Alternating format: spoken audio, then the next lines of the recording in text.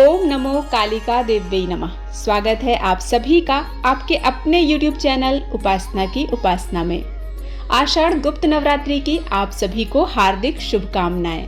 माँ भगवती की कृपा हम सभी पर सदा सर्वदा ऐसे ही बनी रहे। गुप्त नवरात्रि की प्रथम दिन की अधिष्ठात्री देवी माँ काली हैं। हिंदू धर्म में माँ काली का प्रमुख स्थान है। काली का अर्थ है समय और काल। ऐसा माना जाता है कि इनकी उत्पत्ति समय और काल पापियों के नाश के लिए हुई थी। समय और काल से कोई भी नहीं बच सकता, यह सभी को निगल जाता है। माता पार्वती ने यह भयानक रूप पापियों के विनाश के लिए धारण किया था। माँ काली पापियों के लिए विनाश हैं और अपने भक्तों के लिए प्रेम से भरा हुआ सागर हैं। जो भी प्राणी सच्चे मन से माँ की भक्ति करता है, माँ उसे मनवांछित फल प्रदान करती हैं। महाविद्या काली की पौराणिक कथा के अनुसार एक समय दारुक नाम के पापी असुर ने ब्रह्मा जी की तपस्या करके उन्हें प्रसन्न कर लिया था। ब्रह्मा जी से पाए वरदान के कारण दारुक अत्यंत बलशाली हो गया था। वह देवताओं और ब्राह्मणों को परेशान करने लगा। वह उन पर अत्याचार करने लगा। उसने सभी तरह के धार्मिक अनुष्ठान और यज्ञ बंद करवा दिए और स्वयं स्वर्ग लोक को चला गया। सभी देवता विचलित होकर ब्रह्मा जी और विष्णु जी के पास सहायता मांगने के लिए गए। ब्रह्मा जी ने बताया कि दारुक का नाश सिर्फ स्त्री के हाथ से ही हो सकता है। सभी बड़े देवता भी उससे युद्ध में हार चुके थे। अंत में यह निश्चित किया गया कि दारुक का वध भगवान शिव की पत्नी माता पार्वती करेंगी। भगवान शिव ने अपना तीसरा नेत्र खोलकर भयानक और प्रचंड काली को जन्म दिया। उनका शरीर काले रंग का था और माँ काली के माथे पर तीसरा नेत्र और चंद्र रेखा थी। उनके हाथ में त्रिशूल और कई प्रकार के अस्त्र शस्त्र थे। महाकाली के प्रचंड रूप को देखकर सभी देवता थर थर कांपने लगे और वहां से भागने लगे। युद्ध में दारुक महाकाली से पराजित हुआ और इस तरह उस दुष्ट का अंत हुआ। महाकाली के भयानक रूप से चारों तरफ अग्नि की भयानक लपटें उत्पन्न हो गईं। महाकाली के क्रोध को सिर्फ भगवान शिव ही रोक सकते थे, इसलिए उन्होंने एक बालक का अवतार लिया। भगवान शिव शमशान पहुंचे और वहां बालक के रूप में लेटकर रोने लगे। छोटे बालक को देखकर महाकाली का क्रोध शांत हो गया। उनके हृदय में ममता भावना जागृत हो गई। उन्होंने शिव रूपी उस छोटे बालक को उठा लिया और अपने स्तनों से दूध पिलाने लगी। इस प्रकार से शिव जी ने उनके क्रोध को पी लिया। इस प्रकार महाकाली का भयानक और प्रचंड क्रोध शांत हुआ। इसके बाद महाकाली मूर्छित हो गईं। उन्हें होश में लाने के लिए भगवान शिव ने तांडव नृत्य किया। होश में आने पर वह पुनः माता पार्वती के रूप में आ चुकी थीं। माता पार्वती भगवान शिव का नृत्य देखकर स्वयं नृत्य करने लगी, जिसके कारण उन्हें योगिनी के नाम से पुकारा जाता है। 10 महाविद्याओं में काली का प्रथम स्थान है। महाभागवत के अनुसार महाकाली ही मुख्य हैं और उनके उग्र तथा सौम्य 2 रूपों में से ही अनेक रूप धारण करने वाली 10 महाविद्याएं हैं। भगवान शिव की शक्तियां ये महाविद्याएं अनंत सिद्धियां प्रदान करने में समर्थ हैं। माना जाता है कि महाकाली या काली ही समस्त विद्याओं की आदि हैं, अर्थात उनकी विद्यमान विभूतियां ही महाविद्याएं हैं। ऐसा लगता है कि महाकाल की प्रिया काली ही हैं। अपने दक्षिण और वाम रूपों में 10 महाविद्याओं के नाम से विख्यात हुई। बृहनील तंत्र में कहा गया है कि रक्त और कृष्ण भेद से काली ही 2 रूपों में अधिष्ठित हैं। कृष्णा का नाम दक्षिणा और रक्तवर्णा का नाम सुंदरी है। कालिका पुराण में एक कथा आती है कि एक बार हिमालय पर स्थित मतंग मुनि के आश्रम में जाकर देवताओं ने महामाया की स्तुति की। स्तुति से प्रसन्न होकर मतंग वनिता के रूप में भगवती ने देवताओं को दर्शन दिया और पूछा कि तुम लोग किसकी स्तुति कर रहे हो। उसी समय देवी के शरीर से काले पहाड़ के समान वर्ण वाली एक और दिव्य नारी का प्राकट्य हुआ। उस महातेजस्विनी ने स्वयं ही देवताओं की ओर से उत्तर दिया कि ये लोग मेरा ही स्तवन कर रहे हैं। वे काजल के समान कृष्णा थीं, इसलिए उनका नाम काली पड़ा।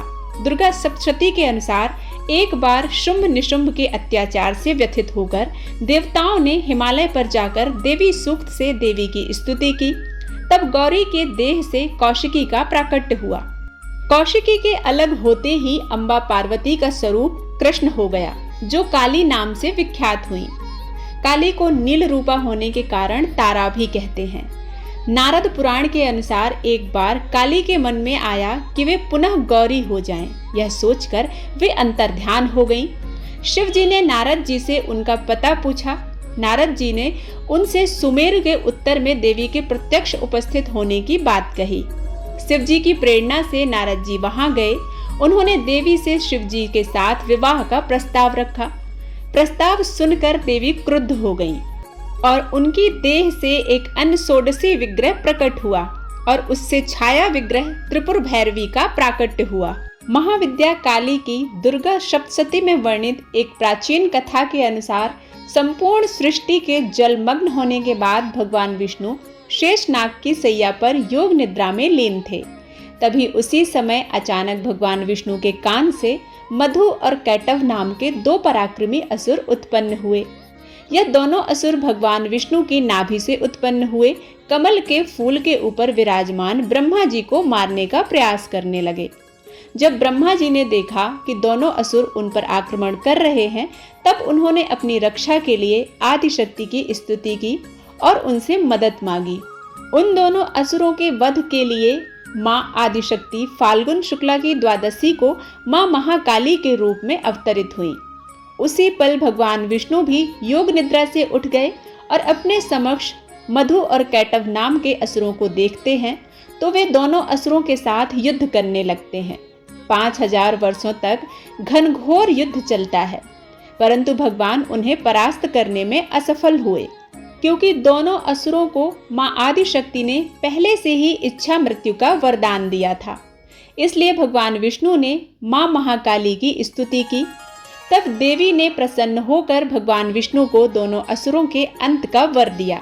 देवी महाकाली की माया के प्रभाव से सम्मोहित होकर दोनों असुर भ्रमित हो गए।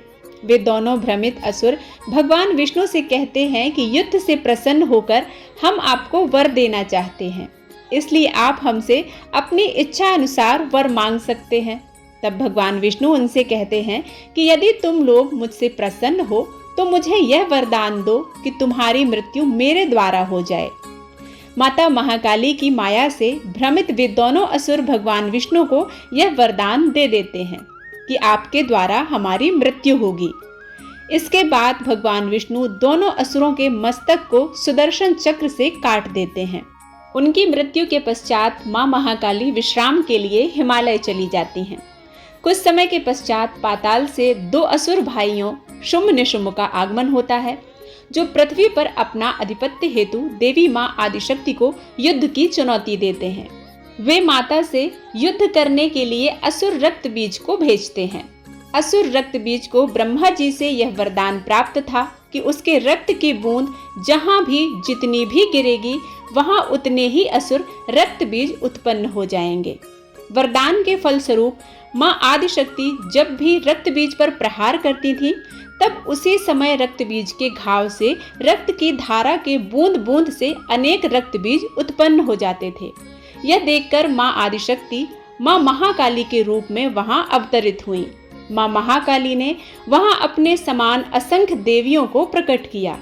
इसके बाद मां महाकाली ने उन्हें आदेश दिया कि इन असुरों के रक्त की एक भी बूंद को पृथ्वी पर गिरने मत देना। सारे रक्त को खप्पर में भरकर पी जाओ। मां महाकाली और अन्य देवियां असुरों का रक्त पृथ्वी पर गिरने से पहले ही उसे पी जाती थी। इस प्रकार मां महाकाली ने रक्त बीज का वध किया। उसके बाद दोनों असुर भाई शुंभ और निशुंभ माता से युद्ध करने के लिए आए। मां ने दोनों असुर भाइयों का वध कर पृथ्वी को उनके भार से मुक्त किया और देवताओं को उनके आतंक से मुक्ति प्रदान की। आदिशक्ति अनंत रूपिणी जगत धात्री मां महाकाली की जय। उम्मीद करती हूँ यह वीडियो आप सभी को पसंद आया होगा। यदि पसंद आता है तो प्लीज़ इसे लाइक करें, शेयर करें और सब्सक्राइब करना बिल्कुल ना भूलें। मिलते हैं एक नई कथा के साथ, तब तक के लिए जय मां अम्बे।